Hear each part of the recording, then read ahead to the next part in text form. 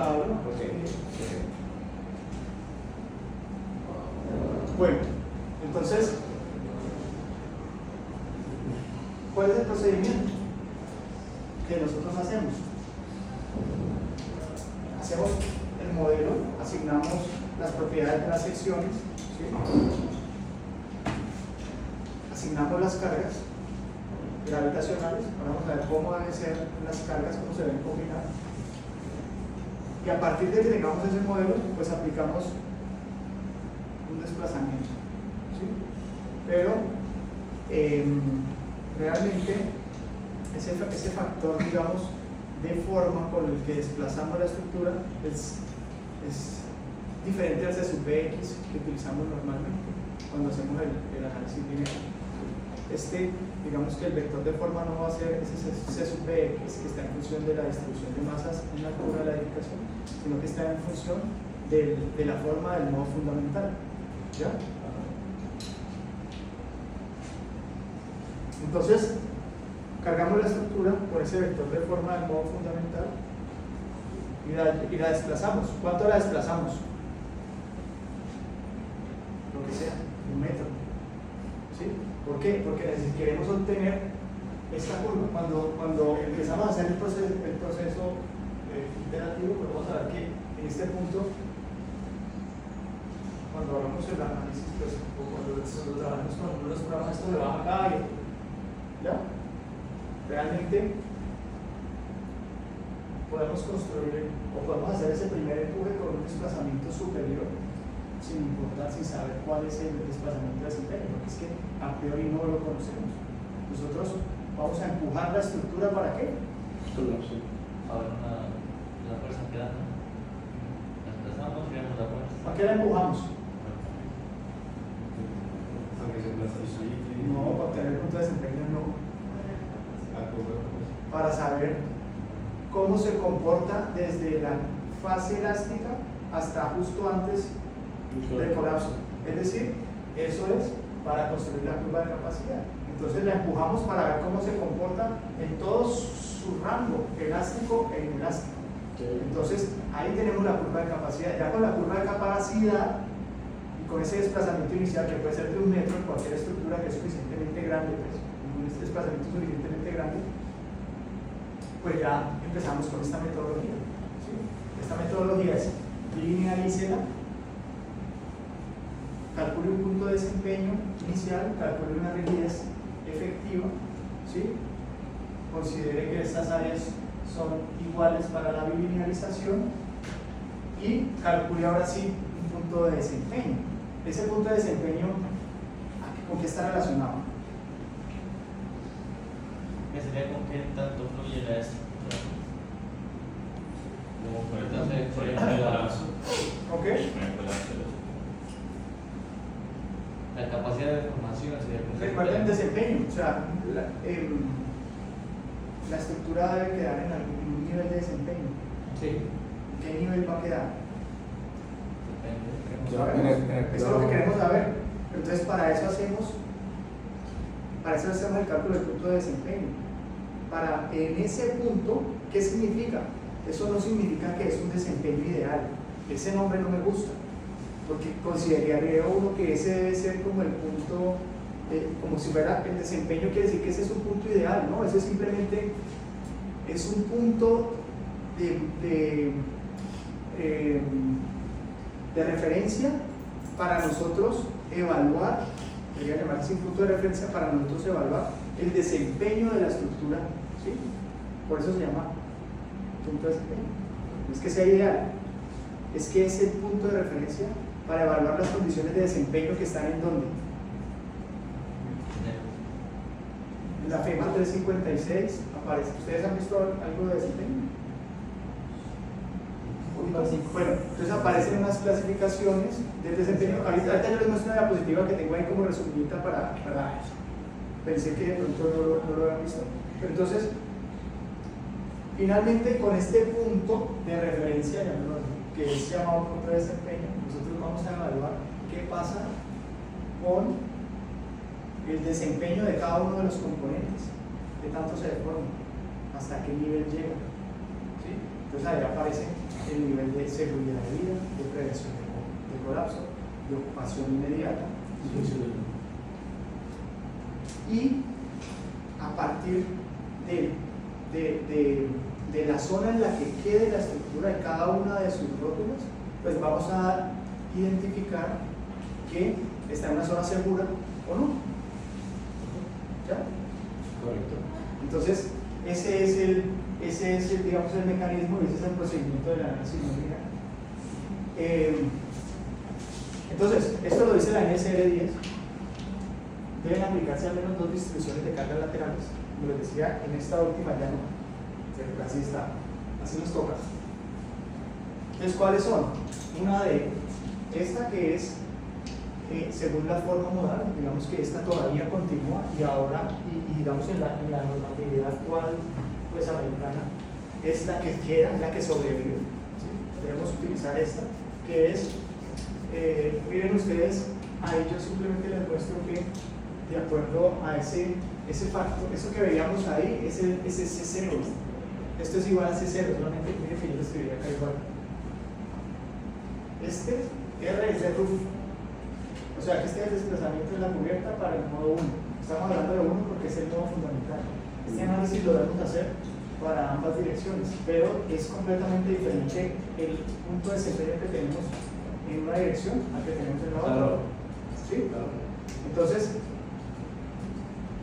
miren ustedes que esto nos representa el vector de forma de acuerdo al ese sub 0. Ese factor C sub 0 es precisamente este. Para un C sub 0 igual a 1 tenemos este comportamiento, para un C sub 0 igual a 1 o 2 tenemos este comportamiento. Ahí está. Digamos la variación en altura de las cargas, la distribución en altura de las cargas, de acuerdo al modo. Según lo que usted nos dice ahí, entonces tengo la estructura, mido los modos de vibración, saco el primer modo de vibración y con ese primer modo de vibración es la distribución de carga o desplazamiento que voy a aplicar. En X con el primer modo y en Y con el segundo. modo. Una pregunta, ¿y ese M1 mayor que el 75% de MS de la masa, se debe utilizar un modo que tenga más del 75%? Este es uno de los limitantes al final, esta es la posición, pero podemos entrar esto. Y es que este análisis es válido, digamos, o presenta resultados importantes cuando la estructura regular y cuando tenemos realmente una participación de masa alta en los modos fundamentales. Inclusive aquí tiene una limitante y es que cuando hay una contribución alta de los modos superiores, pues se debe hacer un análisis dinámico no lineal. ¿Ya? Ahorita vemos cuando hay una contribución alta, ya lo vamos a ver de los modos superiores. Pero entonces, ¿qué quiere decir? Que esto aplica cuando tenemos una participación de masa mayor al 75% en ese modo. ¿Okay? Es muy irregular. ¿Sí?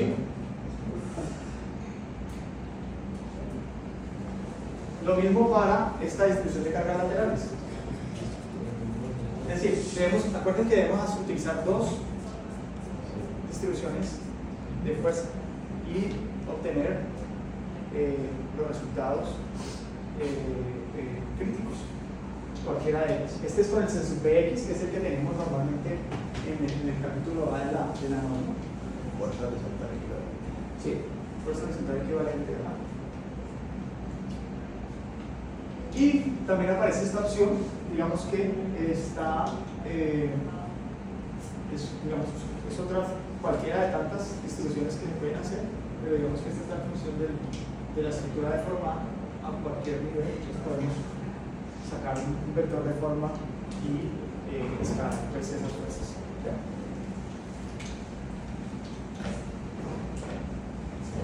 Entonces, digamos que esta es la distribución de la fuerza que está en cada nivel. ¿Qué era lo que me preguntabas? ¿A partir de qué? De la forma del modo 1 para la dirección 1 y el modo 2 para la dirección 2.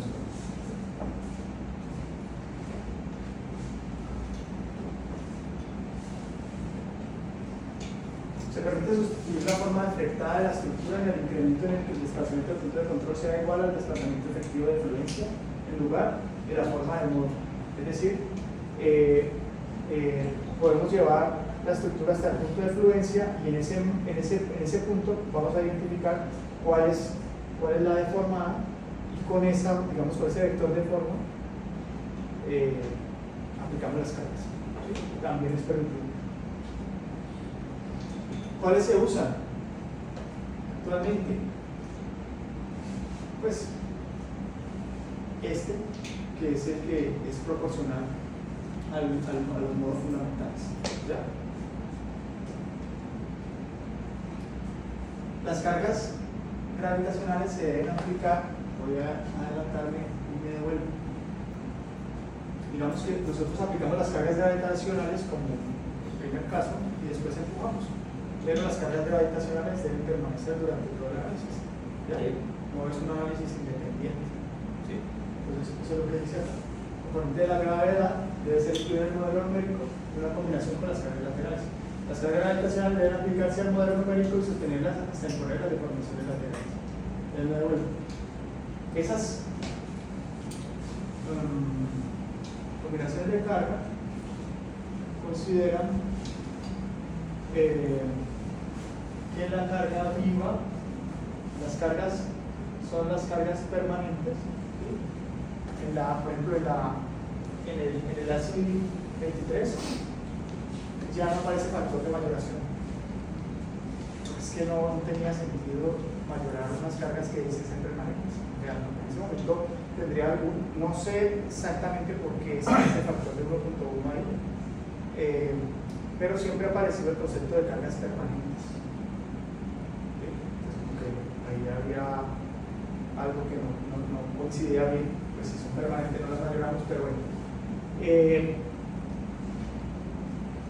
Es el factor, eso es carga muerta y peso propio, Q sub L, que es el 25% de la carga viva, y Q sub S, que es relacionada con cargas de nieve. Entonces la multiplicamos por 1.1 si tenemos efectos aditivos o si hay efectos que se contrarrestan, pues la reducimos al 90% la carga muerta.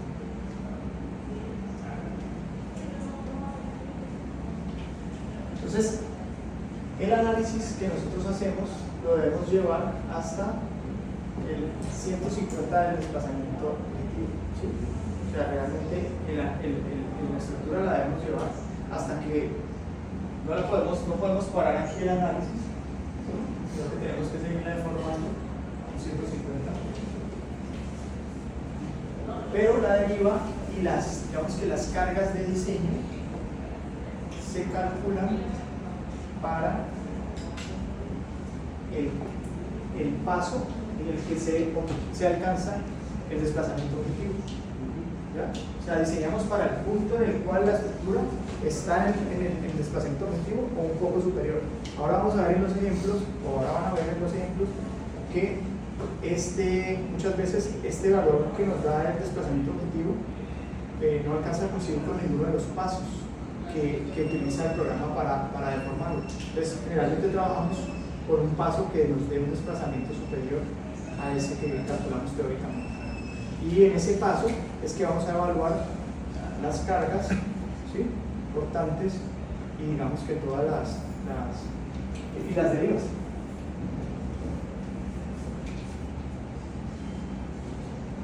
Debe ser ese factor de forma debe ser en ambos sentidos, positivo y negativo, desplazar la estructura en ambos sentidos. ¿Y ese protocolo de carga, ese protocolo sí o sí toca en carga o se puede también tener un protocolo de desplazamientos cada los pisos y medir la fuerza? Sí, efectivamente. Entonces ahí sí tiene un control de más en desplazamiento sería pues más fácil, me parece a mí, ¿no?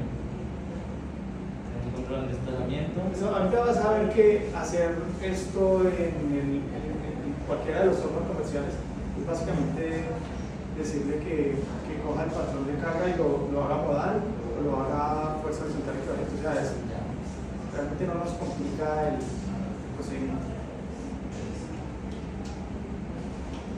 Hay unos efectos y son los siguientes. A nivel de resistencia, les decía que vamos a evaluar la resistencia de los elementos en el paso que esté superior al punto de desempeño. Pero, si se requiere considerar sobre resistencia, pues se debe sustituir la fuerza obtenida del análisis a nivel del desplazamiento por la fuerza sísmica, en este caso afectada por el factor de sobreresistencia. Y lo último, pues lo que todavía nos termina de matar, es que después de todo este esfuerzo, que realmente para mí es ilógico, porque cuando uno hace este análisis no lineal, realmente la mayoría de las veces las fuerzas que se obtienen son menores a un análisis elástico, ¿sí? Inclusive en el ASC, el ISC 4116 habla que para algunos sistemas estructurales uno puede limitar la capacidad, la demanda de algunas columnas y de las riestras, la puede limitar, ¿sí?, al análisis obtenido a los resultados obtenidos por un análisis no lineal. Es decir, puede reducir la carga si hace un análisis no lineal. Entonces, allí para los sistemas estructurales que tienen principalmente riestras, arrastramientos concéntricos y excéntricos, pues podemos reducir la carga si se utiliza un análisis no lineal. Y acá está al contrario. ¿Sí? Acá nos dice que pues haga fuerza horizontal y va a ver que le da más trabajo con fuerza horizontal, equivalente, o trabaje con análisis dinámico lineal, te va a dar más crítico. Entonces, como que los resultados que obtuviste no los tengas en cuenta. ¿Sí? Con eso concluye, ¿no?, la norma. Bueno, se deben aplicar, ya les había dicho, se deben aplicar en el centro de masa, ¿sí?, las cargas para tener en cuenta los efectos torsionales. Y estas son, digamos, dos limitaciones importantes que hay que tener en cuenta, y es que pues, los resultados son satisfactorios para estructuras cuya respuesta sísmica está gobernada por el modo fundamental de vibración, es decir, para estructuras que pueden tener periodos menores a un segundo, y debemos hacer esta verificación, es decir, que los modos superiores no deben afectar la respuesta de la estructura. Entonces, cuando los modos superiores afectan la respuesta de la estructura, pues cuando hacemos esa comparación de las cortantes. Entonces, nosotros vamos a hacer un análisis de la cortante B sub I, que es la cortante en cada piso. Está ahí. Ese B sub I es la cortante en cada nivel. Vamos a obtener la cortante en cada nivel para un análisis que llegue hasta el 90% de participación de masa. Sí. ¿Sí? Y lo vamos a comparar con la cortante que se produce para la participación del modo fundamental. ¿Sí? Y si esta, para cada piso o en alguno de los pisos, nos da mayor al 130%, pues en ese caso estamos encontrando que los modos superiores controlan, ¿sí? Y en la FEMA dice que se debe complementar con un análisis dinámico lineal en la FEMA, pero en el así 23 dice, no, ya no puede hacer el análisis estático no lineal, tiene que hacer un análisis dinámico no lineal, que tenga en cuenta la historia en el tiempo, la respuesta a la historia en el tiempo. ¿Ya? Entonces, Eso lo haces con un espectro de respuesta y pones el edificio sometido a un espectro de un sismo cualquiera. ¿cierto? ¿El time story? O Es decir, es el estático. no lineal, no hace digamos.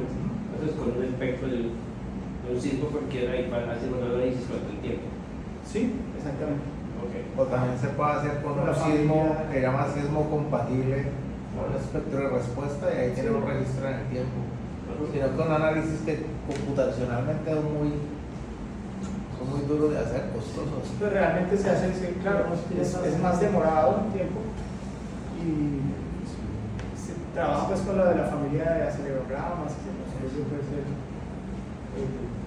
digamos, la amenaza de esa manera, a partir de los acelerogramas. Bueno, entonces, hasta ahora vamos bien, ¿no es cierto? Ya tenemos la estructura deformada, ya tenemos la curva de capacidad, pero entonces, ¿qué hacemos con eso? Ahora sí la vamos a comparar, entonces me devuelvo. ¿La comparamos con qué? Pues con el desempeño que nosotros debemos tener. Hay un desempeño mínimo que exigen los códigos. Entonces, ese es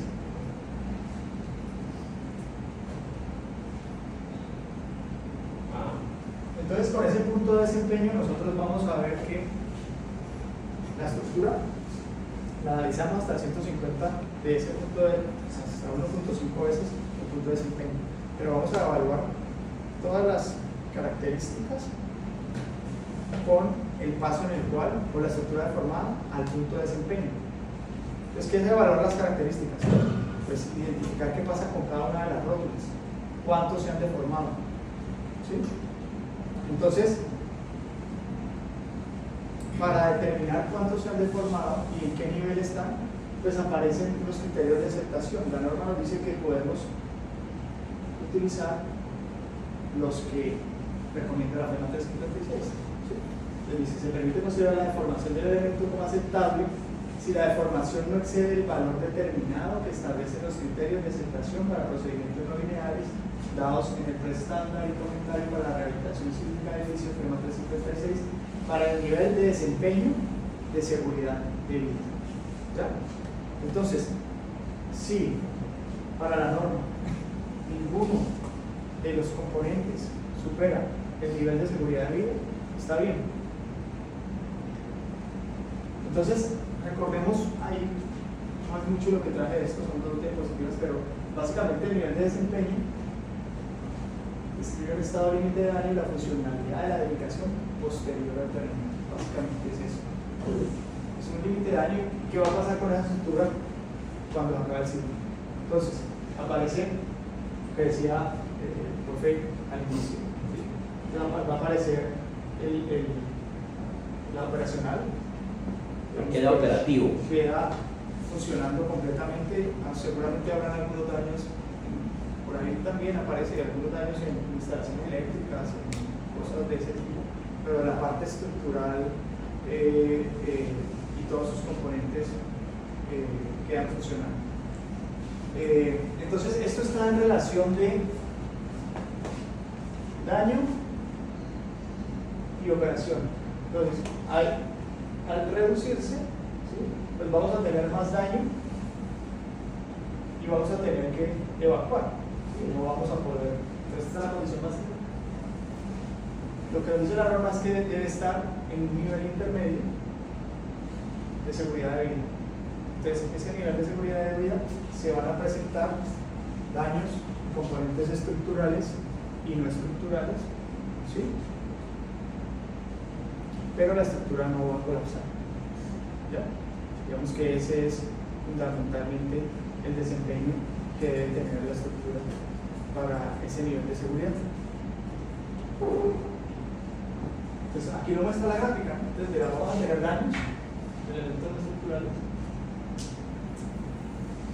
Este es un punto que es, digamos que es justo con prevención de colapso, ahorita lo vamos a ver, que se esperaría cuando nosotros diseñamos para unas fuerzas, para un sismo, pero digamos que se debe comportar así. Pero ¿qué pasa acá? O sea, ¿cuándo debería estar la estructura ahí? Pues finalmente las fuerzas de diseño se pueden ver superadas, ¿no? Sí. Nosotros diseñamos con un espectro, pero realmente eso por más Bueno, que hemos sí. investigado, no estamos seguros de que esas van a ser las máximas que van a resistir la estructura. Entonces, pues, para una demanda sísmica mayor, no la demanda que tenemos de los 475 años de salida de retorno, sino para una mayor de los 2400, pues la estructura debe quedar aquí. Entonces, ese también es un desempeño que nosotros tenemos que evaluar. Es decir, para ese sismo de máxima capacidad que supera lo que nosotros diseñamos, pues la estructura debe quedar justo ahí, completamente dañada, pero sin colapsar. ¿Sí? ¿Ya? Y para eso es que diseñamos ahora. Así es lo diseñamos ahora.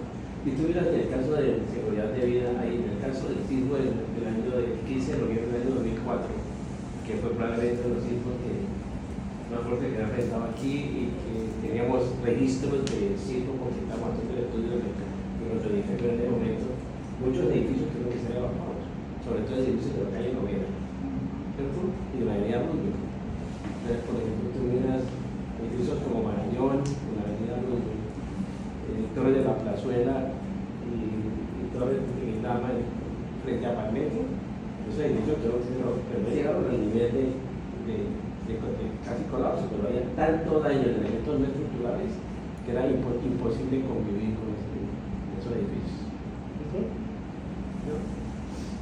Listo, sigamos. Entonces, bueno, aquí aparece la clasificación de los objetivos de desempeño relacionados con la FEMA, ¿sí? Y aquí aparece desempeño de los elementos estructurales y de los elementos no estructurales, ¿sí?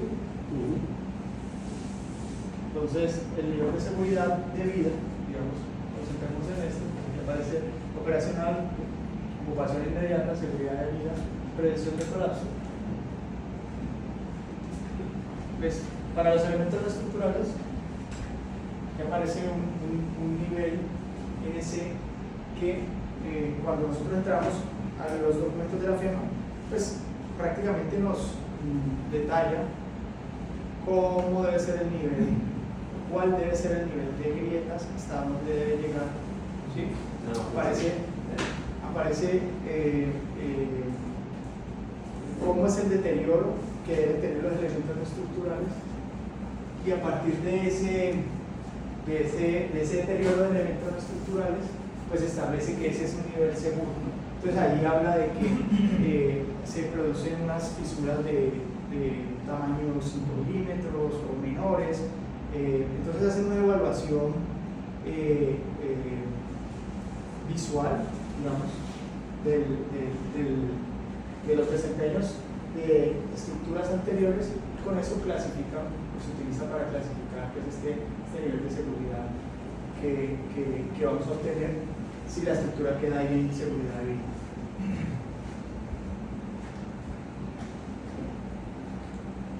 Bueno, esto es también relacionado con los objetivos de desempeño, y es que el objetivo básico de desempeño para la FEMA pues debe tener, no es uno solo, ¿no? El objetivo básico de desempeño, digamos que debe tener un comportamiento de seguridad de vida para el sismo de diseño, ¿sí? Que es el del 10% de excedencia en 50 años, pero también debe tener, por eso aparece ahí K más P, el nivel de seguridad objetivo. Para un sismo mayor, pues debe quedar justo en prevención de colapso, ¿ya? Ese es el desempeño básico que debe tener, el nivel de desempeño que debe tener. Aparecen desempeños superiores, y eso está relacionado con, digamos que en la norma nosotros manejamos el grupo de uso. Sabemos que cuando nosotros le ponemos un factor de 1.5 a una edificación, pues estamos tratando de estar relacionado con un desempeño mejorado, ¿sí? Que debería tener esa estructura digamos que todos estos desempeños K más P más cualquiera de estos, es decir, A, E, I, B, F o G, esta zona que está acá arriba, pues nos dan desempeño superior. Quiere decir que para un sismo de una probabilidad de ocurrencia más cercana, ¿sí? Para un sismo de menor magnitud, pues vamos a tener desempeños de ocupación inmediata, ¿sí? Entonces, digamos que esta tabla nos permite identificar cuál es el objetivo básico del FEMA y cuáles pueden ser los objetivos superiores. En la norma hacemos eso empleando los factores del grupo de uso. Y definitivamente pues hay unos comportamientos que no se deberían, ¿sí? Que no se deberían tener, por ejemplo el C, ¿sí? O sea, no podríamos llegar con una estructura para un sismo del 50% de probabilidad de incidencia y quedar en seguridad de vida, ¿ya? Lo mismo pasa con el G, el HL. No podíamos tener esto, digamos que eso es un desempeño no esperado, ¿sí? Porque para una probabilidad del sismo de diseño, pues ya vamos a estar en prevención de colapso. Sí. Pero esto era lo que pasó en la novena. Sí. Porque tenemos unos desempeños por acá. Sí.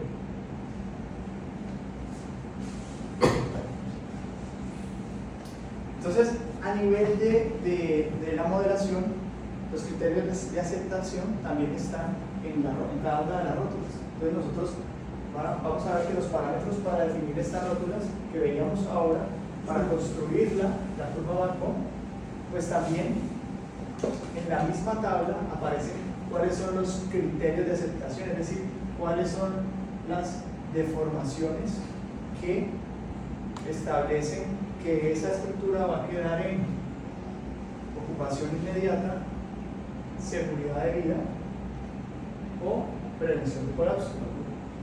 Estas letras P y S significan que nosotros debemos hacer la evaluación para elementos primarios y secundarios, ¿sí? Entonces, miren ustedes que aparece el rango de seguridad de vida para los elementos primarios, ¿sí? O sea, el límite es menor, mientras que para los elementos secundarios pues vamos a tener unos límites mayores, tanto en seguridad de vida como en prevención de colapso, ¿ya? Pero esto ya está tabulado. Esto ya está tabulado. O sea, cuando nosotros construimos la rótula, pues aquí aparecen. Yo inicialmente les mostré esta primera parte, no quería mostrarles todo esto. Iba a dar orden de la charla.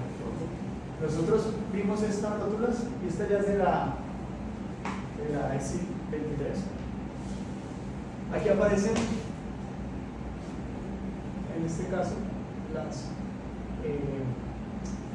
digamos los giros que nos describen ocupación inmediata, seguridad de vida y prevención de colapso. Para cada una de las rótulas que habíamos definido aparecen esos límites, ¿sí? Se puede hacer a mano, pero se van a demorar. Entonces, pues por eso es que se utilizan estas herramientas, hay que utilizar las herramientas. Eso ya está programado. ¿Cómo lo vamos a usar? El peligro cuando uno no le sustituye la primera vez a mano, le pierde el feeling. Pierde feeling. Sí. O sea, cuando uno depende demasiado del computador, Es que aquí- no, estudió el computador, está bien. Es que para lo que yo por eso los ejemplos que tengo, que sí lo vamos a alcanzar a ver. Hay que cogerle feeling a la modelación ¿cómo ustedes empiezan? ¿Cómo le cogen un feeling ustedes a un modelo? Empezando por lo más sencillo. ¿Cómo? Habilita con algo que yo ya sepa que va a dar. Con un pórtico, sí, con algo sencillo, que yo pueda identificar a este parámetro, si se comportó así. Y es que yo tengo la columna que tiene este refuerzo y yo sé que esa columna no va a tener un comportamiento útil porque yo hago la curva diagrama curvatura y no se ve bien. No se ve, eso se ve, o sea, yo estoy viendo el diagrama curvatura de ese elemento y no se ve bien, pues yo cómo voy a tener, cuando construya mi rótula, una rótula supremamente dúctil. No existía. Sí, o sea, entonces pues la embarré en la modelación de la rótula, o sea, metí los parámetros que no son. Me metí basura y me dio basura. Sí, le metí algo, o sea, esto es muy fácil de hacerlo, cuando uno no tiene que pensar en nada, esto se mete en un segundo, o sea, meter eso en un programa, ahorita van a ver que ustedes media hora hacen los modelos, pero cuando ustedes tienen que realmente identificar cuál es el parámetro de cada uno de los elementos, es algo que parece que nunca se acaba. ¿Sí? Porque es que tenemos que identificar cada elemento y cada extremo de ese elemento. ¿Sí? Tenemos que representar cada uno de esos elementos en el modelo. ¿Ya? Entonces, por eso, hay que empezar con una rótula, con un modelo pequeño, identificar si el comportamiento se acerca a lo que tenemos. Entonces, como les digo, aquí están los parámetros que nosotros tenemos del elemento, las cargas de diseño que salen del análisis no lineal para el estado del punto de desempeño. Entonces, digamos que estos son los datos de acá, los datos que nosotros tenemos. Y los datos de la modelación para construir la curva Van Boom, y estos son los criterios de aceptación que nos dicen hasta qué nivel de deformación es aceptable y queda en ocupación inmediata, seguridad de vida o prevención de colapso. ¿Ya? Entonces, tanto para vigas, en concreto, columnas, bueno, aquí aparecen unos, pues, básicamente es ¿cómo es que estaba? Para cada elemento estructural le cargo la curva Van. Ahorita miramos si en cada elemento estructural, viga, columna, del sistema de resistencia sísmica y de los elementos no estructurales. Puede hacer el análisis simplificado, la norma lo permite, que sea solamente de los elementos estructurales primarios. ¿Ya? La NC lo permite. A mí siempre me preocupa, te quiero decir, tanto nivel de sofisticación cuando partimos de una cantidad de cosas que no sabemos. Sí, claro. ¿Cierto?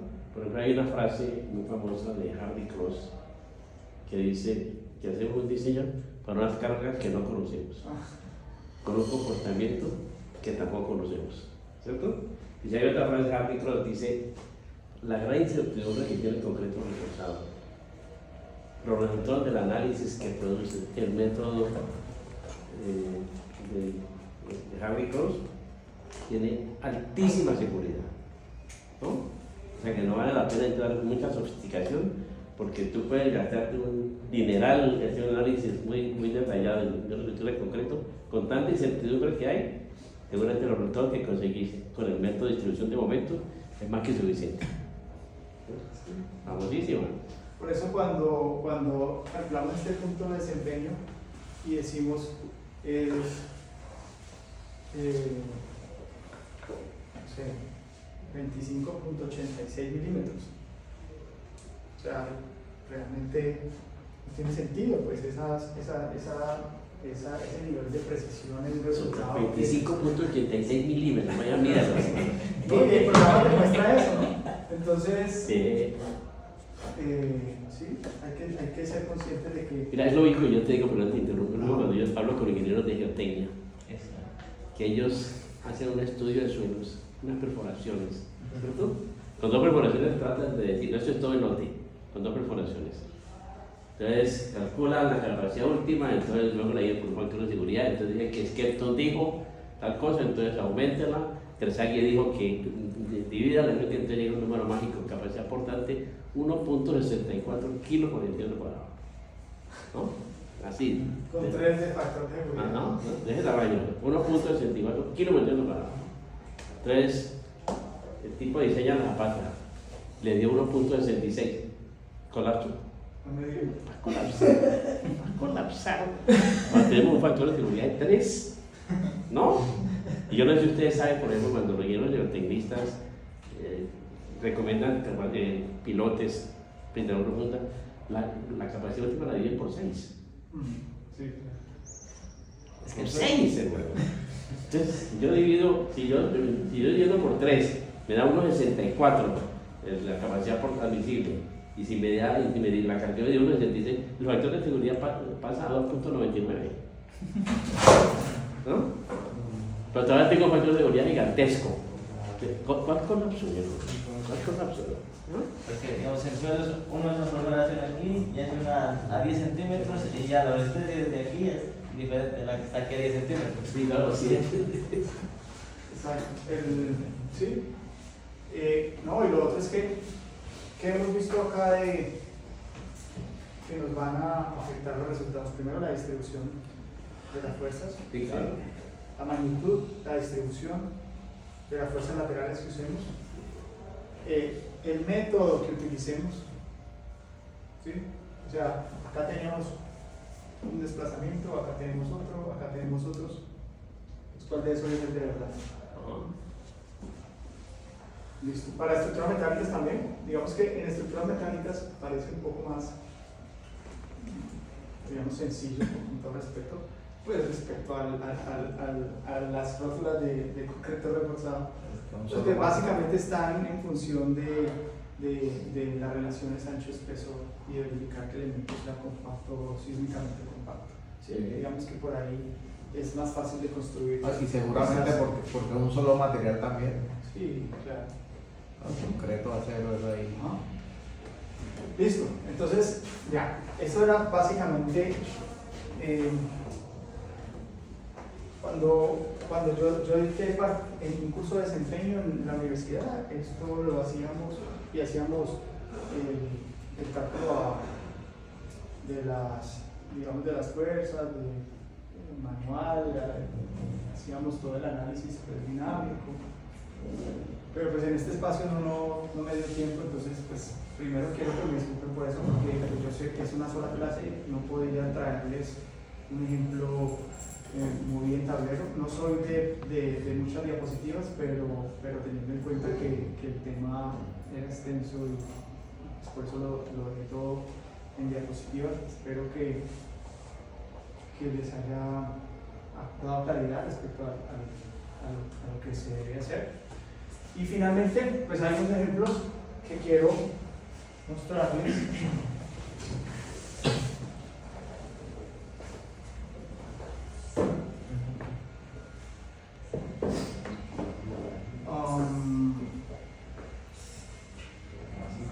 Es que yo me gustaría no más que mostrarles, porque es que esto no es para mostrar, es para que ustedes lo vayan haciendo, para que ustedes lo vayan siguiendo.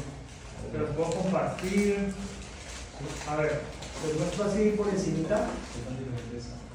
Entonces, ¿cuál es el ejemplo? Básicamente, vamos a empezar con un pórtico en concreto, plano, Agrandalo. ¿ok? Perdón, a ver. Estaba viendo. Entonces, es un pórtico plano en concreto, con unas columnas de 50 por 50, una acero cualquiera, una viga de 40 por 60 y una resistencia de concreto también cualquiera. Entonces, ¿qué es lo que vamos a hacer acá?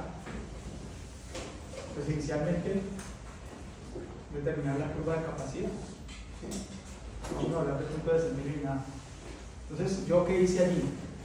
Me inventé o sea, apliqué las cargas que me ocurrieron, laterales. ¿Sí? Son unas cargas que no tienen que ver ni con la forma del modo, ni con la distribución en la altura de la masa, ¿sí? Nada. Puse cualquier carga. Entonces, la idea es que ustedes este ejercicio lo hagan igual y lo comparen con el punto de la curva de capacidad de comparen, considerando el vector de forma del modo fundamental 1 y 2 con el C sub X. Miren en qué cambia fuerza total y miren en qué cambia esa curva de capacidad. ¿Sí? Pues les dije varias veces que esa curva de capacidad cambiaba de acuerdo a la distribución de cargas en altura. Entonces quiero que ustedes sean conscientes de eso. Entonces para eso está ese ejemplo. Entonces el primer ejemplo es muy rapidito. Es este pórtico, 3 pisos, ejes 5 metros. Pues no es tan sencillo como debería ser el primero de un solo pórtico, pero bueno, lo vamos a llevar a 3 pisos y ya para que se vea la... aquí aparece, les dejé ahí un paso a paso del procedimiento. No lo voy a explicar aquí porque quiero que ustedes lo vayan haciendo y en la medida que lo van haciendo pues se les explico, pero yo no me voy a poner a decirles que hagan ¿sí? Sacamos el computador entonces y abrimos el calor. Y le van haciendo. ¿Puedes mostrar la lista otra vez, por favor? Le voy a dar una recomendación de cuidado. Sí, sí. Cuidado. Y voy a contar una anécdota que le pasó a todos de aquí ya en la universidad y que me metió en un problema de este tamaño. Ah, sí. Resulta que le llegó a varios de ellos una carta de idea estática De constructor. de construcción. Lo he pillado, la carta valiente, lo he pillado que usted viene usando idea estática de tal día. Desde tal día. Entonces, y el tema lo usó tal, y me debe $40,000. ¿No? Así, de tamaño es. ¿Cierto? Hay un susto. ¿Usted no tiene licencia acá? ¿Cómo? ¿No tiene TAPS licencia acá? ¿Algún tiempo luego, cuando yo estaba acá lo tenía? No, en la Javeriana no tienen licencia de TAPS. Sí, no. Entonces, lo que le quiero advertir es Tiene menos recursos. ¿Cómo vamos a llegar a Aquellos- los de TAPS? Pues? aquellos que tengan el TAPS licenciado Ajá, pueden hacerlo aquí hoy. ajá. Hoy. Si no tienen el TAPS licenciado, no lo hagan. Pues está bien. Profe, ¿y si nos desconectamos de la red? Bueno, listo. Muchas gracias por la aclaración. Mira, le pasó, sé que le pasó a un amigo en estos días. Si usted Perdóname, Freddy, esta anécdota. A un amigo en estos días. No, en los días de trabajo. De la mañana de él. Y ¿cuál es la clave del Wi-Fi de aquí? Algunos de los que estaban ahí en la reunión, eran varios en la reunión, estaban ahí trabajando, había uno que estaba en la reunión, pero él estaba en otra cosa. Entonces se conectó y cuando a mi le llegó la reclamación de la empresa de software. Ese software no lo utilizo yo aquí. Sí, pero alguien de tu oficina lo usó. Desde la red Wi-Fi suya, de usted es responsable de la vaina. Se le están cobrando, está en el lío.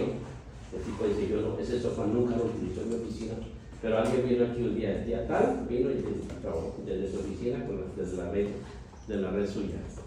Bueno, cuando usted ve, ¿cuál es el Wi-Fi? No tengo Wi-Fi. No tengo. Bueno, Mira que todas las empresas de software entonces les muestro están así así, rapidito. están así.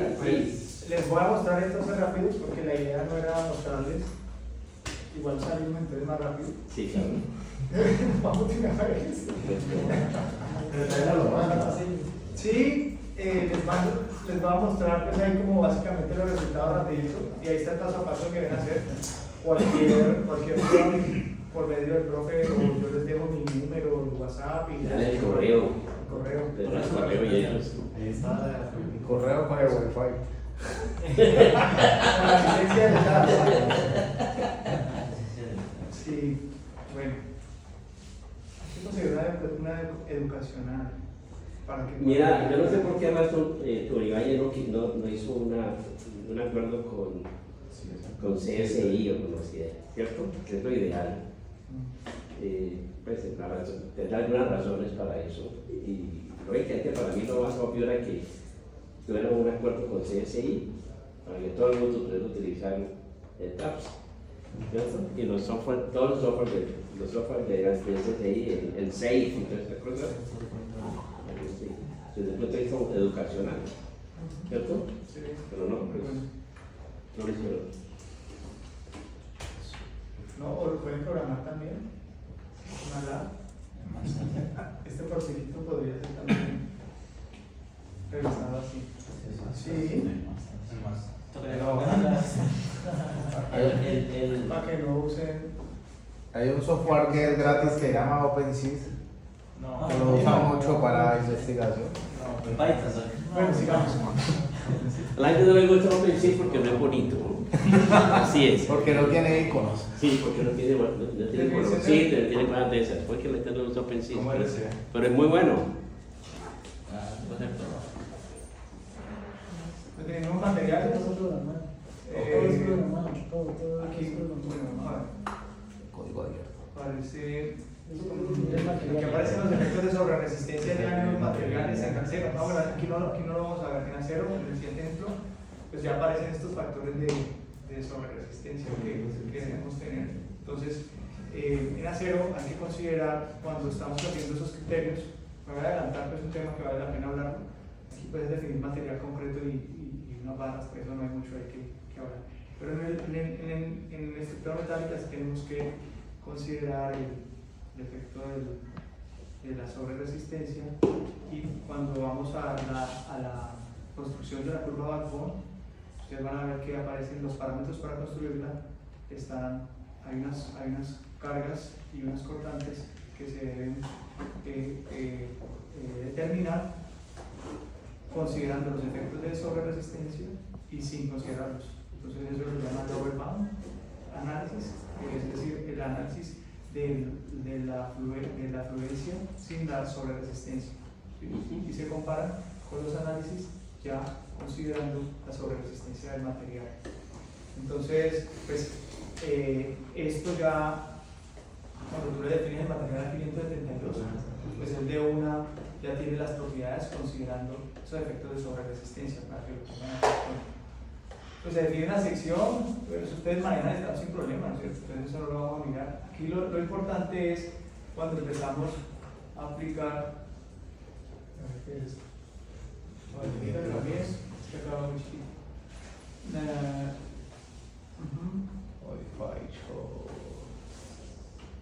Bueno, entonces aquí ya definimos los materiales, ahí está el pórtico, se aparece. En caso de carga puede ser push, el push lateral. Me parece el primer caso de carga, que es carga gravitacional, no lineal. Ahí aparece carga muerta, carga viva, y la carga del empuje.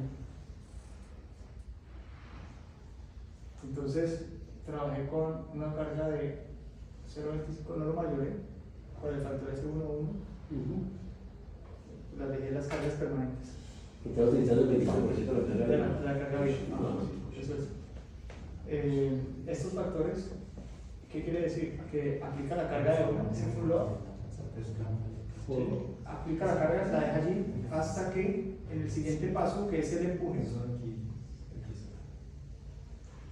Entonces, en este que es el empuje, pues una carga no lineal también arranca del caso de carga gravitacional. ¿Sí? El anterior tenía condiciones iniciales, ¿cierto? Y este arranca de la carga gravitacional y lo empuja. Ese factor, aquí es donde nosotros, me pregunto lo del factor de tono, entonces mira, es eso.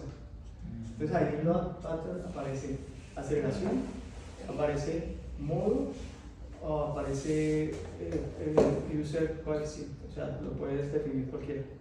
Entonces ahí va a ser, básicamente, cuando uno va a hacer el análisis que esté en función del modo, pues simplemente le coloca modo. En el siguiente caso dice qué modo es, el 1, el 2, el 3. Si estoy haciendo análisis en X, pues tengo que mirar cuál es el modo en X. Sí. El 1 o el 2. El 1, el 2 o el 3. Por ejemplo, el caso de estructura metálica que vamos a ver ahora en la dirección que hice, me resultó fue el 3. Pero hay que mirarlo, pues uno mira la deformada y ya listo. no, ¿El 2 fue opcional o qué? Sí. Ok. Ajá. Lo hizo raro. Sí, sí. Sí, lo hizo raro, Sí, sí. el 2 va a opcional. Entonces, bueno. Entonces aquí en este caso de carga, en estos parámetros que están acá abajo, aquí cuando decimos en load application, sí, allá modify fue lo que aquí, si tenemos acá, entonces aparece cuál va a ser un desplazamiento, el que voy a controlar. Entonces voy a controlar el desplazamiento, ¿en qué punto? Aquí aparece el punto, ¿sí? En este caso, ese es el nudo, el 5, para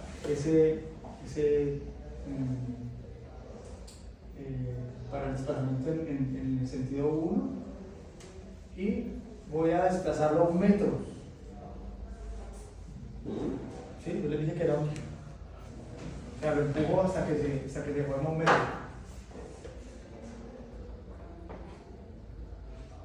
Entonces, en la siguiente propiedad, resultados, pues, ¿cómo va a guardar los resultados de ese análisis? Pues es un análisis no de etapa final o resultado único, sino por etapas. Entonces, él te va mostrando cada uno de los comportamientos en la medida que se van produciendo articulaciones.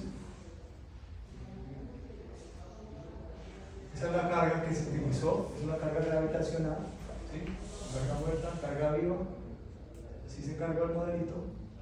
Y estas son las cargas que yo les dije que no tienen nada que ver con nada. Entonces, ustedes comparen eso. ¿Listo? Aquí son los parámetros para las articulaciones, ¿sí?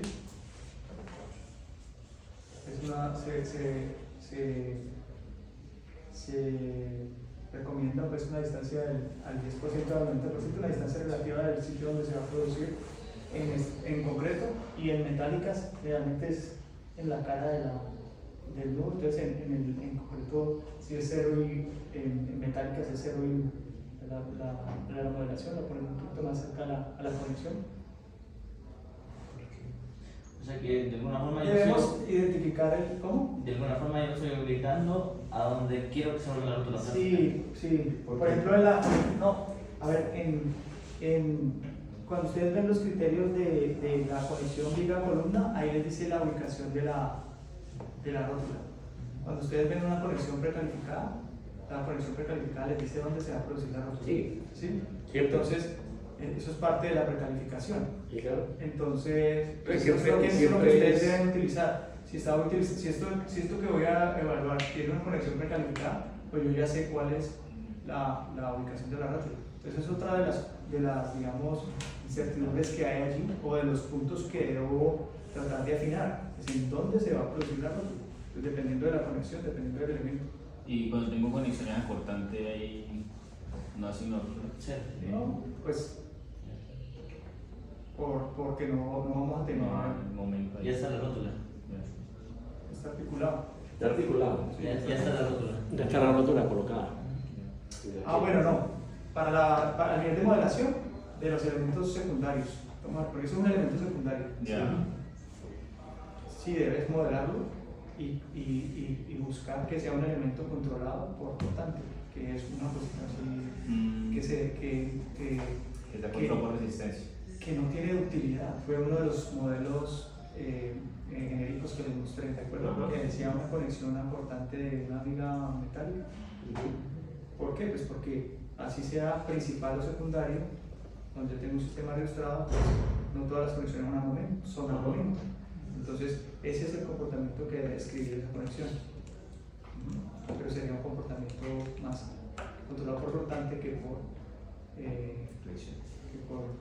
reflexión. Es verdad que no vale la pena cuando uno va a colocar riostras. Esa viga que está recibiendo la riostra no tiene ningún sentido que tenga una conexión a momento. Claro. Aquí. No, pero la pregunta está muy buena, ¿Para qué? porque no todas las rótulas, o sea, las rótulas no representan un comportamiento ideal. Lo que estamos haciendo, lo que se ha hecho es tratar de cualquier comportamiento poderlo representar. El dúctil, el no dúctil, el rígido, el frágil, o sea, todos estos comportamientos.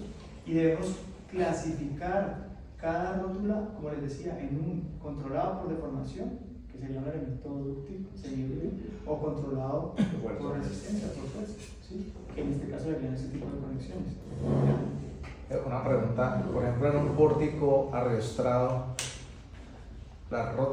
el equivalente a las rótulas serían la fluencia de las. Lo que pasa es que ¿De las las riostras riostras? también debes colocar en los extremos. Las riostras también tienen una definición de las rótulas, pero ya van a ser controladas por tensión y compresión. Sí. Si son riótulas de pandero restringido, o sea, dependiendo, aparecen todas las riostras que existen, ¿no? Entonces, de acuerdo a cada uno de esos comportamientos de la riostra, pues debo definir la rótula. ¿Ya? Para efectos de la modelación de ustedes, cuando van a hacer su modelación de su edificio, van a colocar riostras. Mi recomendación es que utilicen perfiles tubulares para las riostras. No ideales, pues. O sea, pensar en una riostra, una IP, con una riostra, una IP, de por sí la conexión es complicadísima. Es mucho más fácil resolver la conexión de una riostra siendo un tubular. Armados también, ¿no? ¿Sí? Claro, casi todos están siendo armados. ¿O cómo es tu experiencia? No, con perfiles tubulares comerciales. Cuando no va, toca armar, ¿no? Sí, pero pues se consiguen tantos tubulares, inclusive ideal que uno utilice tubulares redondos. No. Son muy buenos. Y cuadrado también sirve. Yo alguna vez escuché a alguien decir que ese índice para la riostra debe ser muy cercano a 1 y si da 1 y piquito, mejor, porque esa va a disipar la energía. ¿El índice cuál? ¿El índice sobre ¿El índice de sobreesfuerzo? El índice de refuerzo de la riostra? de la riostra. Ya, ok. Pues, mi menos buscando que lo primero que falle sea la riostra. Que sí, que la energía se esté disipando. Sí, Es cierto. Para que no le transmita tanta fuerza a los otros elementos en los que se acuerdan. Es que estás combinando ahí un concepto que es resistencia con un efecto que tiene la riostra que es de pandeo, ¿no? Entonces, Sí, pero el tema, por ejemplo, es que la riostra, por ejemplo, normalmente, porque con ariostrados concéntricamente, el sistema del fusible es el pandero de la riostra. sí, Y realmente uno no puede pensar en ductilidad en compresión. Pandero es compresión. Entonces, cuando uno tiene ningún elemento en compresión, es dúctil, jamás. Ninguna posibilidad de que haya pandero. El elemento llega a la carga de pandeo y automáticamente pierde su capacidad. No hay ductilidad. ok. O sea que, Sí, sí, claro. perfecto. O sea que ese índice de sobreesfuerzo que ahora el compañero de la riostra es indudablemente debido a compresión, Sí, claro. no a tracción. Así es. Ok. A menos que uno utilice riostras de pandeo restringido, que en esas las riostras de pandeo restringidos fluyen en tracción y en compresión. Eso sí, no tiene ninguna duda. Ok. ¿Listo? Gracias. Bueno,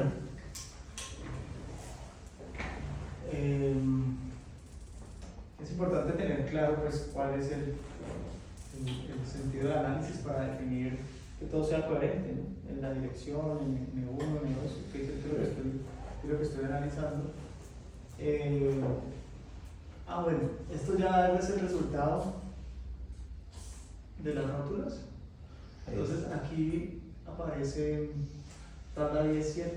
Esa fue la tabla que mostraste ahora. Sí. Indudablemente hay que conocer el trasfondo. No, me tira la tabla.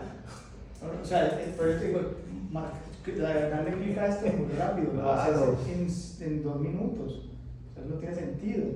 El problema es que cuando vas y miras la tabla, ¿sí?